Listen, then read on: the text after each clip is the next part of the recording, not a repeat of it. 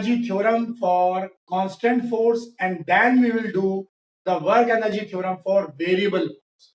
Let's see how, what we do. तो पहला हम लोग कांस्टेंट फोर्स वाला करते हैं। तो देखो we know that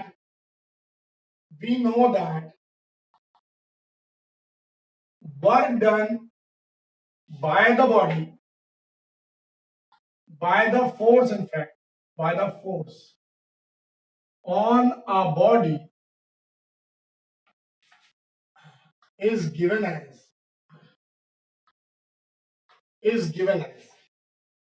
as what? देखो यहाँ पर W equal to force into displacement. ये तो तुम्हें बेसिक आइडिया है, लेकिन तुमको एक चीज और पता है कि फोर्स जो होता है वो मास इंटू एक्सेलरेशन भी होता है। ये तो पिछले क्लासेस से भी पता है तुम्हें कि force equal to mass into acceleration होता है। तो इसकी वैल्यू उठा के यहाँ डाल दो, तो वर्क डन कितना मिला? मास into acceleration into displacement. I think understood. लेकिन अब तुमको दिख रहा है ये क्वेश्चन नंबर 2 आ गया। मान लो since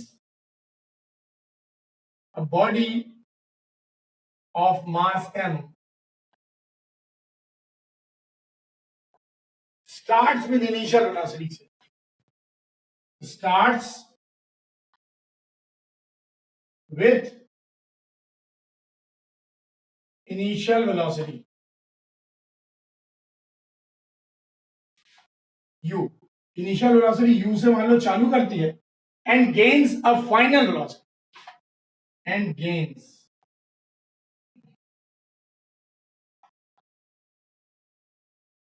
a final velocity v, final velocity v with the displacement, with the acceleration a. Then from third equation of motion, then from third equation we have, देखो क्या मिलेगा स्टूडेंट्स, हमें ध्यान देना, v square equal to u square plus twice a s. ये तुमको समझ में आ गया होगा। इसको उठा के यहां ले आओ, तो देखो a इंटू एस कितना मिलेगा मुझे, अच्छे से देखना। इसको यहां ले आओगे v square minus you square, और 2 को भी उठा के नीचे ले जाओगे तो ऐसा कुछ मिलेगा। देखो ऐसा कुछ मिलेगा मुझे। इसको ले लो अभी क्वेश्चन नंबर 3,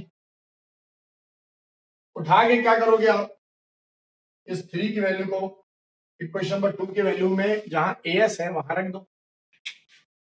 तो क्या मिलेगा स्टूडेंट्स, देखो ध्यान से, ये तो तुमने लिख लिया होगा तो तुम्हें समझ में आया। तो ये हमारे पास रिजल्ट है फाइनली।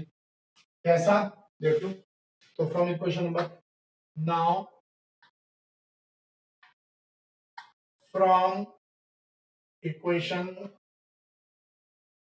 2 एंड 3, 2 और 3 इक्वेशन से मुझे क्या मिल जाएगा, देखो work done equal to mass तो वही है, a इंटू एस की जगह पे क्या रख दोगे,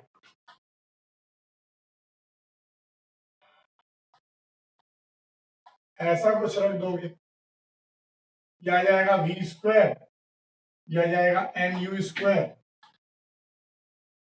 देखो प्रॉब्लम है तो थोड़ा नीचे लिख दे रहा हूं मैं,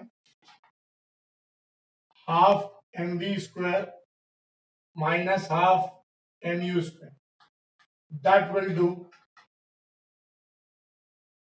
लेकिन तुम्हें तो पता है ये फाइनल वेलोसिटी है, ये इनिशियल वेलोसिटी है, इसलिए फाइनल जो काइनेटिक एनर्जी, और काइनेटिक एनर्जी किसकी इक्वल होती है, हाफ एम वी स्क्वायर। ये तो तुमने लिखा है तो मिटा दे रहा हूं मैं। देखो यहां पर तो तुम्हें पता है काइनेटिक एनर्जी है, लेकिन इनिशियल वेलोसिटी के कारण से है, वो फाइनल वेलोसिटी के कारण से। तो क्या लिखोगे आप, इसको लिखोगे आप हाफ एम वी स्क्वायर को लिखोगे kinetic energy final minus kinetic energy initial. So ये क्या बताता work energy theorem? Therefore it states that work done by the force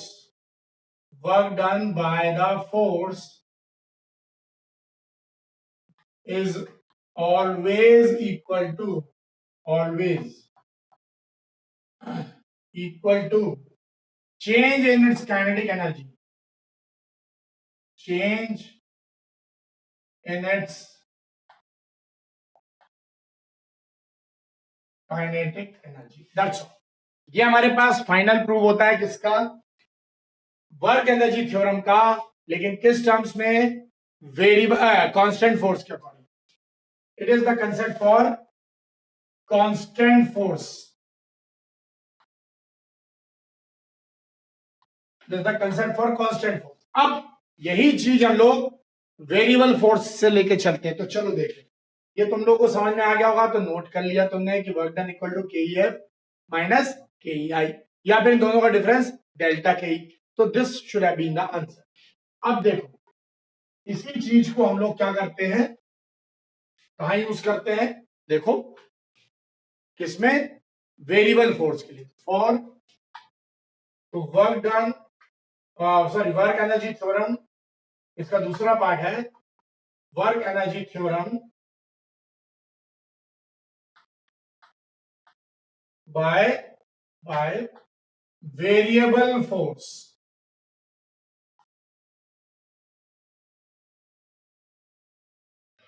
variable force से क्या मिलता है? तो चलो देखें अपन. तो अपन लोग ये मान के चलें, ये अपने को लिखना है कि suppose a variable force acts on the body. अपन लिखें कि suppose a variable force acts on the body,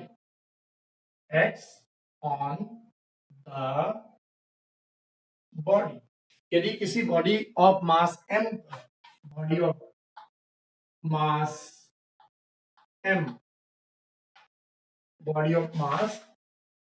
पर यदि कोई भी वेरिएबल फोर्स क्या कर रहा है?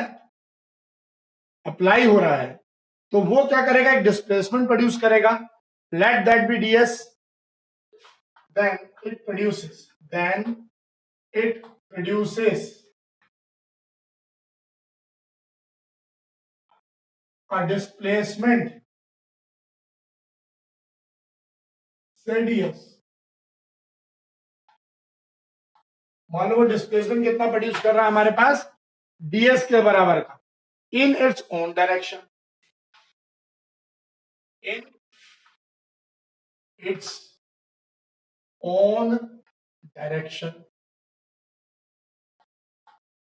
Then we get a relation. कौन सा रिलेशन भाई? हमको कौन सा रिलेशन मिलेगा? वर्क डन का मिलेगा. We get a relation for small work done. क्यों? क्योंकि भैया मेरे पास तो डिस्प्लेसमेंट इतना सा ही है, इतना से डिस्प्लेसमेंट के लिए वर्क डन भी तो छोटा ही मिलेगा. That is dw equal to f into ds. है कि नहीं? सबको समझ में आया? तो लेकिन तुम्हें तो पता है, बट तुम्हें मालूम है कि फोर्स जो होता है वो मास इंटू एक्सेलरेशन होता है. तो तुम्हें मालूम है कि force equal to mass into acceleration होता है. लेकिन तुम्हें यह भी मालूम है कि a जो होता है वो होता है dv by dt. Change in velocity upon change in time भी होता है. तो इसकी वैल्यू उठा के रख दो. तो dw इक्वल टू कितना मिल जाएगा भाई? हमें मास तो है हमारे पास, a की जगह कितना हो जाएगा? dv by dt into ds. ये भी समझ में आया होगा. लेकिन तुम्हें एक चीज और मालूम है कि ds बाय dt भी कुछ होता है. तो तुम्हें यदि मालूम है कि ds बाय dt जो होता है वो होता है velocity v. We can put that. क्या मिलेगा? ये मिलेगा मास, और यहां मिलेगा dv, और यहां एक और v मिल गया, सिर्फ v, not dv. dv already है, सिर्फ ds by dt is v, only v। तो अब क्या करोगे आप उठा के, देखो इसको रीअरेंज करके लिख दो, mass into velocity into dv। अब दोनों तरफ क्या कर सकते हो आप, इंटीग्रेट कर दो। तो देयरफॉर अपन यहां लिख दें, तो therefore on integration within limits, within limits, देखो क्या मिल जाएगा बेटा, यहां पर dw का 0 से w के बीच में इंटीग्रेशन होगा, यहां मास बाहर आ जाएगा, v का dv के रिस्पेक्ट में होगा, लेकिन u से v के बीच में होगा, क्योंकि जब ऑपरेटर v का है तो लिमिट भी वेलोसिटी की ही होगी। तो यहां देखो अपन क्या करेंगे, यहां देखो अच्छे से, अपन यहां सॉल्व करें इसे, ऑन सॉल्विंग, तो therefore on solving on solving the given condition or given relation, क्या मिलेगा, dw का मिल जाएगा w, work done w minus 0 is w only, m बाहर है, लेकिन यहाँ इंटीग्रेशन का एक लिमिट लगता है, फॉर्मूला लगता है x to power n plus one upon n plus one वाला, ये इंटीग्रेशन का रिजल्ट आता है x टू पावर n वाला, तो वैसा ही रिजल्ट यहाँ डाल देंगे हम लोग। तो यहां मिलेगा v स्क्वायर बाय 2, लेकिन भैया लिमिट तो हमारे पास u से v की है, तो w इक्वल टू क्या मिल जाएगा, हाफ बाहर m बाहर, upper limit minus lower limit, यहां आएगा पहले v की जगह v स्क्वायर, फिर v की जगह u स्क्वायर। देखो फिर से क्या मिला हमें, फिर से क्या मिला, mv square minus half mu square, that is equal to w। लेकिन तुमको ये पता है कि ये इनिशियल फाइनल काइनेटिक एनर्जी और ये इनिशियल, सो और बी में right kinetic energy final minus kinetic energy initial, that is by variable force.